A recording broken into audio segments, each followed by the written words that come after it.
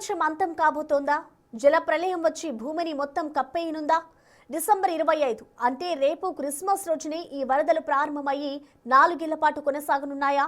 ఇలాంటి ప్రశ్నలన్నిటికీ అవుననే సమాధానం చెబుతున్నాడు ఆఫ్రికన్ కంట్రీ ఘనాకు చెందిన ఓ స్వయం ప్రకటిత ప్రవక్త ఎబోనోవా. ఈ క్రిస్మస్ రోజునే ప్రపంచం అంతానికి ముహూర్తం పడబోతుందని బల్లగుద్ది మరి వాదిస్తున్నాడు. ఇది నిజంగా నిజం, దేవుడే నాకు స్వయంగా చెప్పాడని అంటున్నాడు.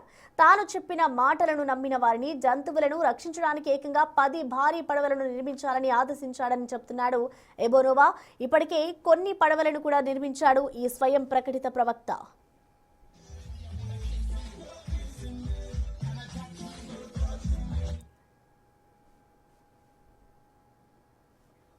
ఇప్పుడు ఈ ప్రవక్త వరల్డ్ వైడ్ గా ఫేమస్ అయ్యాడు. దీనికి 2 కారణాలున్నాయి.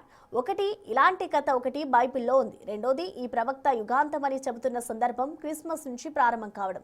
క్రిస్టియానిటీ గురించి తెలిసిన వారందరికీ నోవా ఆర్క్ అనేది సుపరిచితమే అని చెప్పాలి. బుక్ ఆఫ్ జెనీస్ లో ఉంటుంది ఈ కథ. ఈ కథ ప్రకారం క్రీస్తు నోవా అనే భక్తుడికి ఒక నావను నిర్మించమని బాధ్యతను అప్పగిస్తాడు. నోవా అతడి కుటుంబం కలిసి ఈ నావను నిర్మిస్తోంది. ఆ తర్వాత ప్రళయం వచ్చి భూమి మొత్తం నాశనమైపోతుంది. కానీ నోవా కుటుంబం ఆ నౌక మాత్రం చెక్కు చెదరదు. ఈ నౌకలో ఉన్న మనుషులు, జంతువులు మళ్ళీ ఓ కొత్త ప్రపంచాన్ని సృష్టిస్తారు. ఇదే నోవాస్ ఆర్క్ కథ. దీనికి సంబంధించి కొన్ని సినిమాలు కూడా వచ్చాయి. వాటిల్లో ముందుగా హీరోను ఎవరూ నమ్మరు. ఆ తర్వాత నిజంగానే ప్రళయం రావడం, అతడు నిర్మించిన ఆర్క్ లోనే తప్పించుకోవడాన్ని చూపిస్తారు. ఇప్పుడు ఈ కథ రియాలిటీ కాబోతుంది అంటున్నాడు ఈ ఘనాకు చెందిన కొత్త నోవా.